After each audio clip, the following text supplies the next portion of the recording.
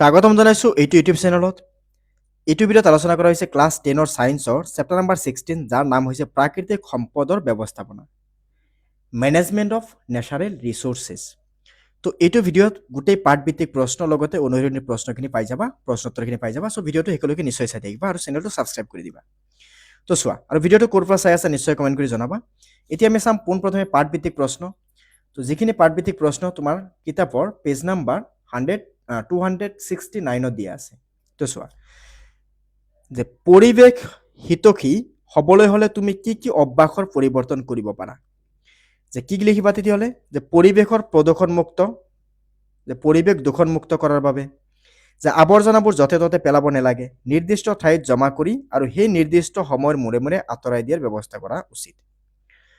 পলিথিনৰ মোনাৰ পৰিৱৰ্তে পাতৰ দ্বাৰা তৈয়াৰী মোনা ব্যৱহাৰ কৰিব লাগে। মুকলি আৰু অস্বাস্থ্যকৰ পৰিৱেশত মল মূত্ৰ ত্যাগ নকৰি উন্নত মানৰ শৌচালয় সাজি ল'বলৈ ব্যৱস্থা কৰিব লাগে। যথেষ্ট পৰিমাণে বৃক্ষৰোপণ কৰি নিৰ্মল বায়ুৰ ব্যৱস্থা কৰিব লাগে। ঘৰ আৰু চৌহদ পৰিষ্কাৰ পৰিচ্ছন্নতা কৰি ৰাখিব লাগে। 2 নম্বৰ প্ৰশ্নত কি আছে তাতে, খন্তেকীয় উদ্দেশ্যেৰে সম্পদ আহৰণ কৰাৰ সুবিধা কি হ'ব পাৰে। যে সম্পদ হৈছে ব্যৱহাৰ্য সামগ্ৰীৰ প্ৰয়োজন পূৰণৰ উৎস। ইয়াৰ নষ্ট কৰাৰ অৰ্থ হ'ল সম্পদৰ অপব্যৱহাৰ আৰু পৃথিৱীৰ ক্ষতিসাধন কৰা, অৰ্থাৎ খন্তেকীয় উদ্দেশ্যেৰে সম্পদ আহৰণৰ আমাৰ তথা পৃথিৱীৰ ক্ষতি সাধন কৰিব। সম্পদৰ এনেধৰণৰ সুবিধাৰ পৰা দীৰ্ঘম্যাদী ব্যৱহাৰৰ সুবিধাবোৰ কেনেকৈ পাৰ্থক্য কৰিবা। যে দীৰ্ঘম্যাদী ইন্দ্ৰিয় গ্ৰাহ্য প্ৰকল্প ব্যৱস্থাৰ দ্বাৰা প্ৰাকৃতিক সম্পদৰ অপব্যৱহাৰ এটা হিচাপে পোৱা যায়, কিন্তু স্বল্পম্যাদী প্ৰকল্পৰ মাধ্যমেৰে প্ৰাকৃতিক সম্পদৰ অপব্যৱহাৰৰ হিচাপে ভালদৰে পোৱা নাযায়। দীৰ্ঘম্যাদী প্ৰকল্পৰ দ্বাৰা ভৱিষ্যত প্ৰজন্মই ইয়াৰ পৰা লাভৱান হ'ব আৰু পৰিৱেশ প্ৰদূষণ হ্ৰাস পাব। গতিকে স্বল্পম্যাদী প্ৰকল্পৰে পৰোক্ষ আমাৰ ক্ষতিসাধন কৰে। 4 নম্বৰত কি আছে, সম্পদসমূহৰ সমভাৱে বিতৰণ হ'ব লাগে বুলি কিয় ভাবা। আমাৰ প্ৰাকৃতিক সম্পদসমূহৰ সম বিতৰণৰ বিৰুদ্ধে কি শক্তিয়ে কাম কৰি আছে।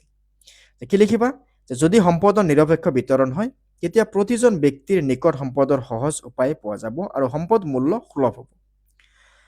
যিসকল মানুহৰ অকল টকাৰ দৰকাৰ সিহঁতে প্ৰাকৃতিক সম্পদৰ বিৰুদ্ধে কাম কৰে, সিহঁতে প্ৰাকৃতিক ধ্বংসৰ পথে ঠেলি দিয়ে। অ'কে, এতিয়া চোৱা নেক্সট পাঠভিত্তিক প্ৰশ্ন উত্তৰ, যে বন আৰু বন্যপ্ৰাণীসমূহ কিয় সংৰক্ষণ কৰিব লাগে। ঠিক আছে, বন আৰু বন্যপ্ৰাণীসমূহ কিয় সংৰক্ষণ কৰিব লাগে, এইটো আছে তোমালোকৰ কিতাপৰ পাঠভিত্তিক প্ৰশ্ন পেজ নম্বৰ 273। চ' বন সংৰক্ষণ কৰা উচিত কাৰণ উদ্ভিদ আৰু জীৱ জন্তু শ্বাস কাৰ্যৰ সময়ত কাৰ্বন ডাই অক্সাইড গেছ বায়ুমণ্ডলত এৰি দিয়ে। বনাঞ্চলত এই কাৰ্বন ডাই অক্সাইড গেছ গ্ৰহণ কৰি সালোক সংশ্লেষণ প্ৰক্ৰিয়াৰ দ্বাৰা খাদ্য তৈয়াৰ কৰে আৰু বায়ুমণ্ডলত অক্সিজেন এৰি দিয়ে। এই প্ৰকাৰে গছ গছনি বায়ুমণ্ডলত সতেজ থাকে। বনাঞ্চলৰ উদ্ভিদবোৰ ডাঙৰ শিলবোৰ মাটি কণিকাসমূহ টানকৈ ধৰি ৰাখে। এই প্ৰকাৰে উদ্ভিদসমূহে মাটিক খনি ভৱনৰ পৰা ৰক্ষা কৰে। বনাঞ্চলত উদ্ভিদবোৰৰ পোষক দ্ৰব্য চক্ৰাকাৰে আৱৰ্তিত কৰি আকৌ মাটিলৈ প্ৰেৰণ কৰি মাটিৰ উৰ্বৰতা ৰক্ষা কৰে।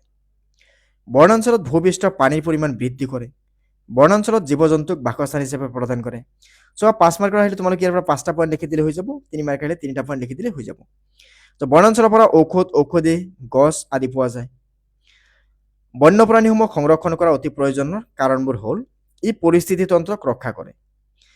গৰু আৰু চৰাইবোৰৰ ফলত মাটিৰ উৰ্বৰতা শক্তি বৃদ্ধি পায়। বনাঞ্চল পৰিষ্কাৰ পৰিচ্ছন্নতা কৰি ৰাখে। বনাঞ্চলত থকা জীৱ জন্তু সুৰক্ষিত হয়। বন্যপ্ৰাণীসমূহ পৰিস্থিতি তন্ত্ৰ ৰক্ষা কৰে। এতিয়া 2 নম্বৰ প্ৰশ্নত কি আছে, বনাঞ্চল সংৰক্ষণ সম্পৰ্কে মতামত আগবঢ়োৱা। যে বনাঞ্চল ৰক্ষাৰ বাবে কিছুমান পৰামৰ্শ তলত দিয়া হ'ল, যেনে বনাঞ্চলত জুই লগা নিয়ন্ত্ৰণ কৰিব লাগিব, গছ গছনি কটা, হাবি জ্বলোৱা আৰু অৰণ্য ধ্বংসকৰণৰ বন্ধ কৰিব লাগিব। বনাঞ্চলৰ আদিবাসীক প্ৰশিক্ষণ দিব লাগে, যাৰ দ্বাৰা তেওঁলোকে বনাঞ্চল ৰক্ষাৰ বাবে প্ৰয়োজনীয় ব্যৱস্থা ল'ব পাৰে। বৃক্ষৰোপণৰ দ্বাৰা বনাঞ্চল সৃষ্টি কৰি মূল্যৱান উদ্ভিদ আৰু প্ৰাণীৰ সংৰক্ষণ কৰি বনাঞ্চল ধ্বংস ৰোধ কৰিব পাৰি। এতিয়া নেক্সট আছে পাঠভিত্তিক প্ৰশ্ন। এইটো পাঠভিত্তিক প্ৰশ্নত প্ৰথম কুৱেশ্যনটোত কি দিয়া আছে, যিটো কুৱেশ্যন আছে তোমালোকৰ পাঠৰ 276 নম্বৰ পেজত। যে তোমালোকে অঞ্চলত থকা পৰম্পৰাগত পানী সঞ্চয়নৰ পদ্ধতিৰ ব্যৱস্থাপনাবোৰ 4টা বিচাৰি উলিওৱা। যে নদীত বান্ধ দি পানী সংৰক্ষণ কৰা হয়। বিভিন্ন দল সংগঠনসমূহে বৃহৎ নদী বান্ধ বিকল্প হিচাপে পুৰণি কালত পনীয়া সঞ্চয়ৰ পদ্ধতিৰে কাম কৰি আহিছে। কিছুমান সম্পদে একমান পৰম্পৰাগত পদ্ধতিৰে পানী সংৰক্ষণ কৰি আহিছে। মাটিত গাঁত খান্দি বা হ্ৰদ বান্ধি মাটিৰ জলভাগত আবদ্ধ কৰি ঠায়ে ঠায়ে জলবিভাজিকা নিৰ্মাণ কৰি বিভিন্ন প্ৰকাৰেৰে মাটিত নাইবা শিলেৰে পাৰ বান্ধি পানী সংৰক্ষণ কৰে। বালি আৰু চূণেৰে আলাধাৰ নিৰ্মাণ কৰা খবৰ চালত পানী জমা কৰিবলৈ ব্যৱস্থাপনা কৰা হয়।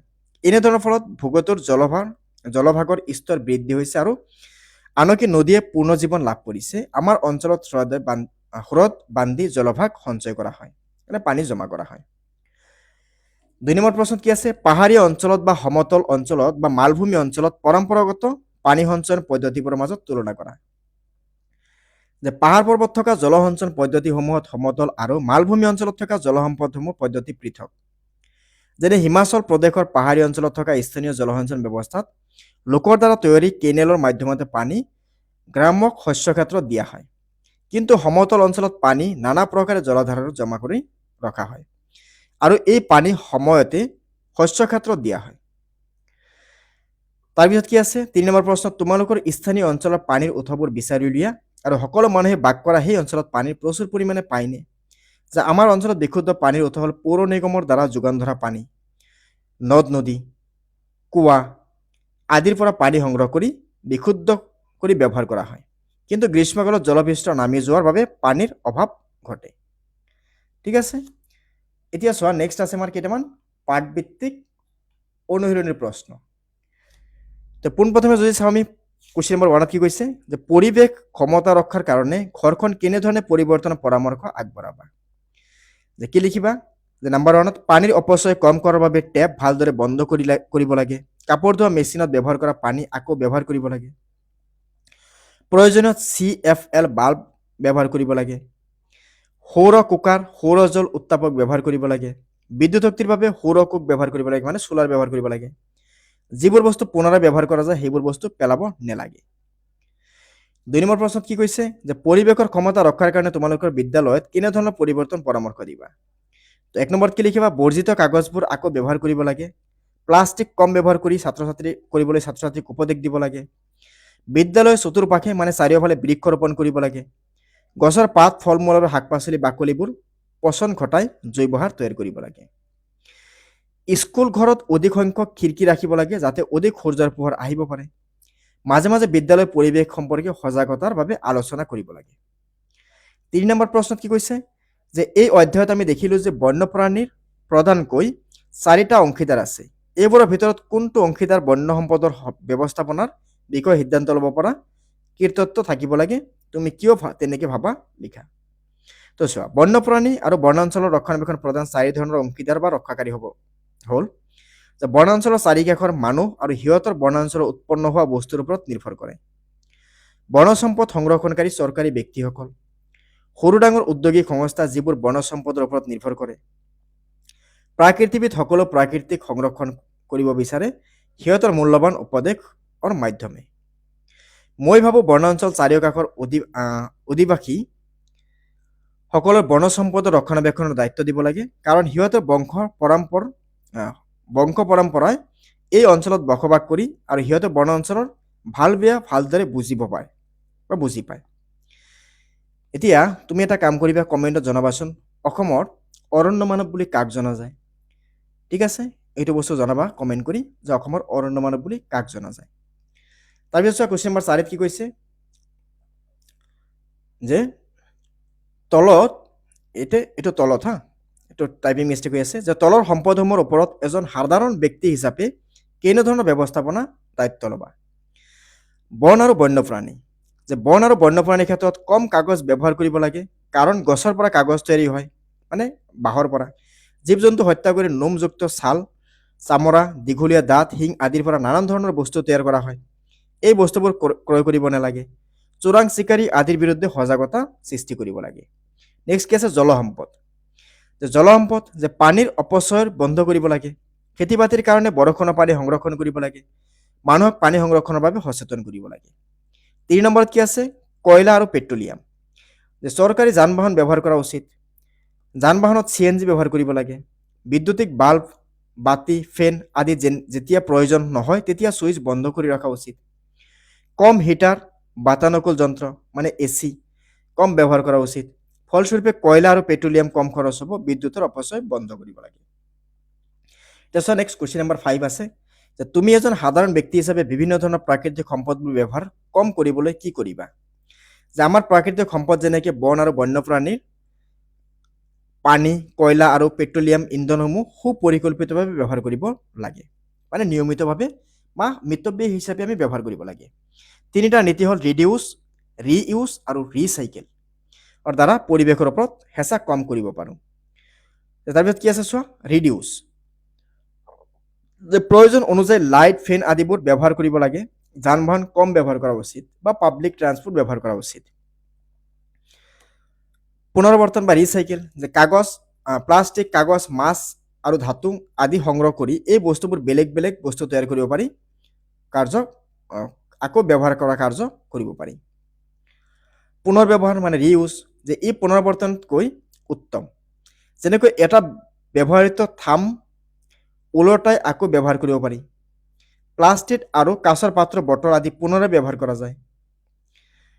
এতিয়া চোৱা নেক্সট, এদিকে আছে জলসম্পদ নিয়ন্ত্ৰণ কৰি ৰাখিবলৈ জনসাধাৰণক সামাজিক, অৰ্থনৈতিক আৰু পৰিৱেশ উন্নত হয়। বৃহৎ নদী বান্ধৰ সলনি স্থানীয় পৰম্পৰাগত পদ্ধতি পানীৰ সঞ্চয় কৰিব লাগে।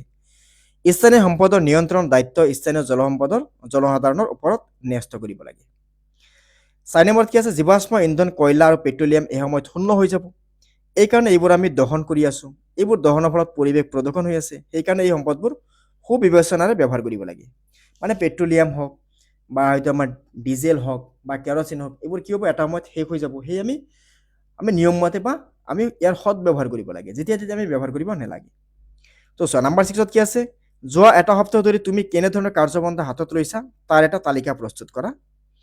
চোৱা, আমাৰ প্ৰাকৃতিক সম্পদ সংৰক্ষণ, আমাৰ প্ৰাকৃতিক সম্পদৰ ওপৰত হেঁচা, যে লিখিবা। প্ৰথমে লিখিবা আমাৰ প্ৰাকৃতিক সম্পদৰ সংৰক্ষণ, যে অপ্ৰয়োজনীয় লাইট, ফেন আদিৰ চুইচ বন্ধ কৰি ৰাখিব লাগিব। CLF বাতি ব্যৱহাৰ কৰিব লাগিব যাতে কম বিদ্যুৎ খৰচ হয়। চৰকাৰী যান বাহন বেছিকৈ ব্যৱহাৰ কৰিব লাগিব বা কৰিছিল। গা ধোৱাৰ বাবে প্ৰয়োজনীয় পানী ব্যৱহাৰ কৰিছিল। পৰিৱেশ সংৰক্ষণৰ বাবে মাজে সময়ে জনসাধাৰণৰ মাজত সজাগতা বৃদ্ধিৰ বাবে আলোচনা চক্ৰত ব্যৱস্থা কৰিছিল। বি নম্বৰ কি আছে, যে আমাৰ প্ৰাকৃতিক সম্পদৰ ওপৰত হেঁচা বৃদ্ধিৰ কাৰণে, যে কাগজৰ অপচয় কৰা, য'তে ত'তে জাবৰ জোঁথৰ পেলোৱা নাই, প্লাষ্টিকৰ মোনা ব্যৱহাৰ কৰা নাই, খাদ্যৰ শাক পাচলি অপচয় কৰা নাই, ৰন্ধনৰ বাবে ঘৰত সৌৰচুলা ব্যৱহাৰ কৰিছিল। এতিয়া 7 নম্বৰ প্ৰশ্নত কি আছে, এই পাঠত উত্থাপন হোৱা সমস্যাৰ ভিত্তিত আমাৰ প্ৰাকৃতিক সম্পদসমূহৰ বহনক্ষম ব্যৱহাৰৰ কাৰণে তোমালোকে জীৱনৰ শৈলীৰ কি পৰিৱৰ্তন কৰিবা? যে প্ৰাকৃতিক সম্পদৰ সংৰক্ষণৰ বাবে তলতীয়া ব্যৱস্থাপন গ্ৰহণ কৰিব লাগে। যেনে কয়লা আৰু পেট্ৰলিয়ামৰ ব্যৱহাৰ হ্ৰাস কৰিব লাগিব। যান বাহনত CNG ব্যৱহাৰ কৰিব লাগিব। বৈদ্যুতিক যন্ত্ৰপাতি কমকৈ ব্যৱহাৰ কৰিব লাগিব। পানী, কাগজ আদিৰ অপচয় কৰিব নালাগে। জীৱ জন্তুৰ নোম, চামৰা, দীঘলীয়া দাঁত, শিং আদিৰ দ্বাৰা তৈয়াৰী বস্তুবোৰ ব্যৱহাৰ কৰিব নালাগে। ঠিক আছে, চ' এইটো ভিডিঅ'ত কি আলোচনা কৰা হ'ল, ক্লাছ 10ৰ মানে তোমাৰ ক্লাছৰ ছায়েন্সৰ চেপ্টাৰ নম্বৰ 16, যাৰ নাম আছিল প্ৰাকৃতিক সম্পদ ব্যৱস্থাপনা। ঠিক আছে, চ' এইটো ভিডিঅ'ত পাঠভিত্তিক গোটেই প্ৰশ্নোত্তৰ লগতে অন্যান্য গোটেইখিনি প্ৰশ্নোত্তৰ আলোচনা কৰা হ'ল। আশা কৰোঁ গোটেইখিনি বস্তু ধুনীয়াকৈ বুজি পাইছা। চ' ভিডিঅ'টো এটা লাইক কৰিবা, লগতে কমেণ্ট কৰিবা, তাৰ লগতে ছাবস্ক্ৰাইব কৰিব নাপাহৰিবা। আকৌ লগ পাম পৰৱৰ্তী কোনো এটা বিষয় লৈ কিনে। ধন্যবাদ।